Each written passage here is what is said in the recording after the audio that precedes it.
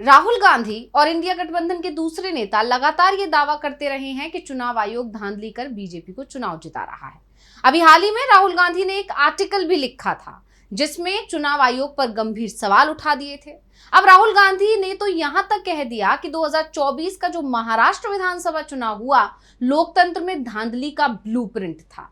ये match fixing अब बिहार में भी दोहराई जाएगी और फिर उन जगहों पर भी ऐसा ही किया जाएगा जहां जहां बीजेपी हार रही होगी। राहुल के बयान के समर्थन महाराष्ट्र से लेकर बिहार तक विपक्षी दलों ने करना शुरू कर दिया है।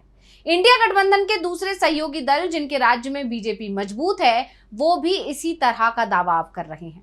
तेजस्वी यादव ने तो यहां तक कह दिया कि अगर चुनाव आयोग ने 5 साल पहले महागठबंधन के खिलाफ साजिश नहीं की होती तो राज्य में सरकार भी महागठबंधन की ही होती। अब राहुल के बयान से एक बात तो साफ हो गई है कि इस बार चुनाव आयोग की साजिशों को कामयाब नहीं होने दिया जाएगा। जो गलतियां इंडिया गठबंधन से हरियाणा और महाराष्ट्र विधानसभा चुनाव में हुई वो अब बिहार चुनाव में वो नहीं दोहराएगा। बिहार चुनाव में वोटिंग लिस्ट पर शुरुआत से ही इंडिया गठबंधन की नजर रहेगी और इंडिया गठबंधन की सख्ती और सक्रियता का असर भी अब दिखाई देने लगा है। चुनाव आयोग पहले जिस काम के लिए इनकार कर रहा था, कह रहा था ये बहुत मुश्किल काम है, लेकिन अब कांग्रेस नेता की डिमांड कहें या दबाव कहें उसमें वो सबूत कांग्रेस को सौंपने के लिए तैयार हो गया है। यानी चुनाव आयोग अब कांग्रेस के दबाव में आ गया है जिससे हरियाणा और महाराष्ट्र चुनाव में हुई बड़ी गड़बड़ी सामने आ सकती है। तो आज हम चुनाव आयोग ने कैसे कांग्रेस के आगे सरेंडर किया इसी पर करने जा रहे हैं चर्चा। नमस्कार, मैं हूं अंशिता। चुनाव आयोग से कांग्रेस की तरफ से लगातार डिमांड की जा रही थी कि हरियाणा और महाराष्ट्र विधानसभा और लोकसभा चुनाव की नई और पुरानी मतदाता सूची उससे उपलब्ध कराई जाए, यानी कि दी जाए। तो 2009 से लेकर 2024 तक 15 साल के दोनों ही चुनावों की मतदाता सूची यानी वोटिंग लिस्ट की डिमांड कांग्रेस की तरफ से की गई थी, लेकिन चुनाव आयोग कांग्रेस की डिमांड मानने को तैयार ही नहीं था, लगातार इनकार कर रहा था। आमतौर पर राष्ट्रीय दलों को इस तरह की मतदाता सूची चुनाव के ऐलान से पहले चुनाव आयोग की तरफ से फ्री में दी जाती है, लेकिन पुरानी मतदाता सूची नहीं दी जाती, उसके लिए कुछ पैसे भी देने पड़ते हैं। कांग्रेस की तरफ से चुनाव आयोग से कहा जा रहा था कि मतदाता सूची का जो भी शुल्क वो तय करता है उसे चुकाने को तैयार है।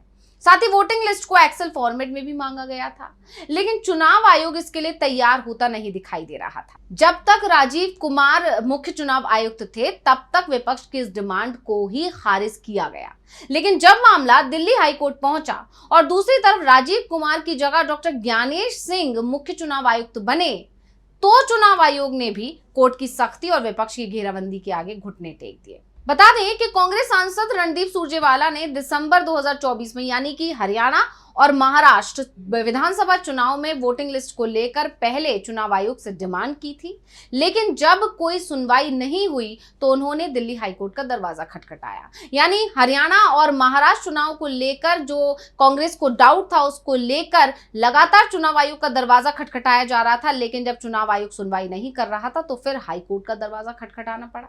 पहले सुरजेवाला ने चुनाव आयोग से महाराष्ट्र और हरियाणा के सभी चुनावों का डेटा मांगा था। उनका कहना था कि उन्हें 2009 से लेकर अब तक के सभी चुनाव के आंकड़े चाहिए। जब डेटा मिलने में देरी हुई तो उन्हें दिल्ली हाईकोर्ट का रुख करना पड़ा।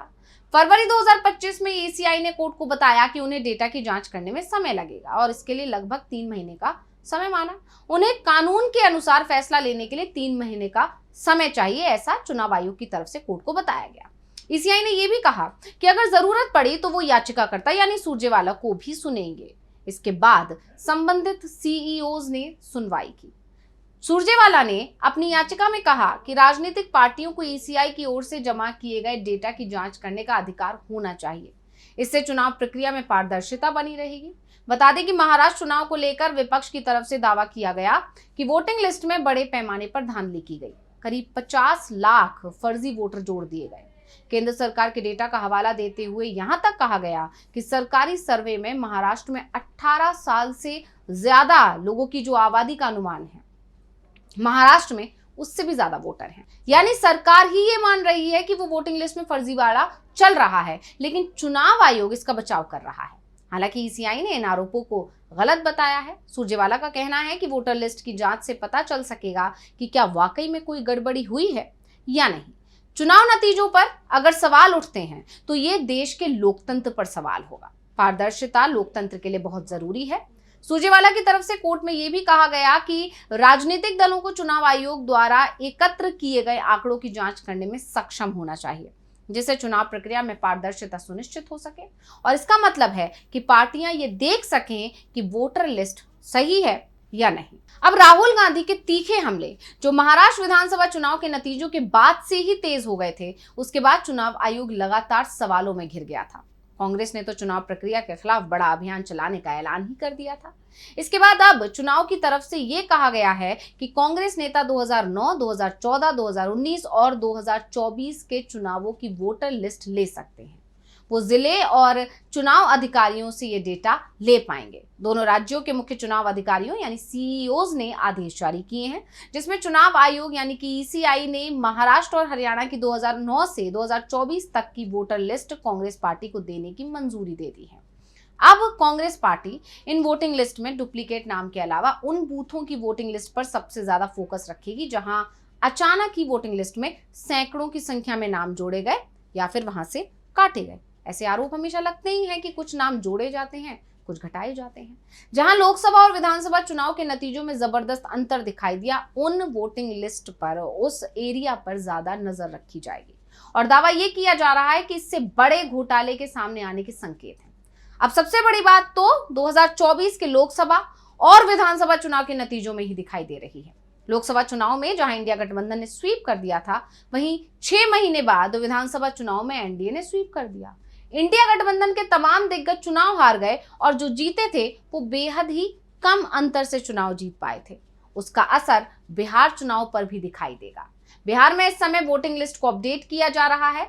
सितंबर तक वोटिंग लिस्ट अपडेट होगी, उसके बाद चुनावों का ऐलान कर दिया जाएगा। ऐसे में महागठबंधन की भी नजरें बिहार चुनाव पर हैं। राहुल गांधी सभी सहयोगियों को पहले ही चेतावनी दे चुके हैं कि जो महाराष्ट्र में हुआ वो बिहार में भी होगा। यानी बीजेपी चुनाव आयोग की मदद से यहां भी धांधली की कोशिश कर सकती है। जो प्रयोग हरियाणा में हुआ, जो प्रयोग महाराष्ट्र में दोहराया गया, अब बिहार में भी वो ही हो सकता है। ऐसे में राहुल के बयान को चुनाव आयोग पर दबाव के रूप में भी देखा जा रहा है। तो महागठबंधन के लिए बड़ी चेतावनी भी माना जा रहा है कि अगर जरा सी भी चूक हुई तो जनमत चोरी भी हो सकता है। अब कांग्रेस नेता तो खुलकर यह दावा करते ही हैं कि हरियाणा और महाराष्ट्र में जनमत चोरी हुआ है, धांधली हुई है, और कांग्रेस के दावे का तेजस्वी यादव ने समर्थन भी कर दिया। तेजस्वी ने कहा कि 2020 में बिहार में महागठबंधन चुनाव जीत गया था, लेकिन अचानक ही काउंटिंग को रोक दिया गया था। क्या कुछ बोले थे तेजस्वी, सुन लेते हैं। पिछले बार जो 20 का जो चुनाव हुआ था, हम लोग तो सरकार बना लिए। पहली बार उस समय इलेक्शन कमीशन ने 3 बार प्रेस कॉन्फ्रेंस करके जस्टिफाई किया आखिर चुनाव की गिनती क्यों रोकी गई शाम में। फिर रात के अंधेरे 11-12 बजे की शुरू की गई और जो जीते हुए कैंडिडेट जिनको अनाउंस कर दिया गया था शाम में हमारे, उनको किसी को 12 वोट से, किसी को 100 वोट से, किसी को 500 वोट से घोषणा होती है कि हार गए जो जीते हुए शाम में थे। तेजस्वी ने साफ साफ कहा कि लेकिन इस बार कोई चूक नहीं होगी, जनमत चोरी नहीं होने दिया जाएगा। इंडिया महागठबंधन की इस बार पूरी तैयारी है और राहुल गांधी के लगातार बिहार दौरे भी इसी तरफ संकेत दे रहे हैं। और अब चुनाव आयोग जिस तरह से विपक्ष के आगे झुकता दिखाई दे रहा है, उसके बाद ये साफ है कि बिहार में इस बार बीजेपी को चुनाव आयोग का साथ शायद ना मिल पाए। तो रिपोर्ट आपको कैसी लगी हमें कमेंट करके अपनी राय जरूर दीजिएगा। इसी के साथ मुझे दीजिए इजाजत। देखते रहिए DV लाइव। नमस्कार।